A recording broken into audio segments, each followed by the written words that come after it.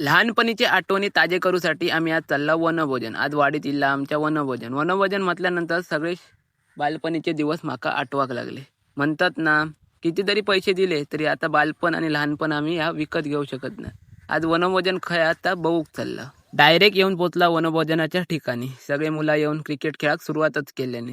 सगळ्या मुलांनी आपापल्या बॅगेसून चटई बसासाठी सगळा काय घेऊन इले. मग आपण गेलो क्रिकेट बघू. क्रिकेटची मॅच तर चालूच होती. क्रिकेटमध्ये फिल्डिंग करणारे कमी पण बॅटिंगसाठी धावणारे सगळेच असतात. मी सुद्धा त्यातलो एक असत.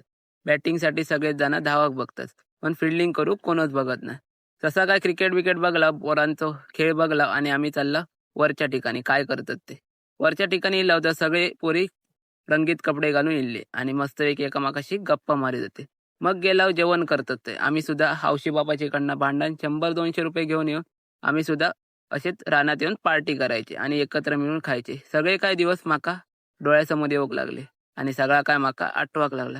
सगळा झाल्यानंतर गप्पा गोष्टी करून झाल्यानंतर मी आता चाललंय घर. यो व्हिडिओ बघल्यानंतर कोणा वनभोजनाचे दिवस आठवाक लागले त्यांनी कमेंट करून माका नक्की सांगा. मी आता जातोय घरात. मी जातोय तोपर्यंत चॅनलला नक्की सबस्क्राईब करा.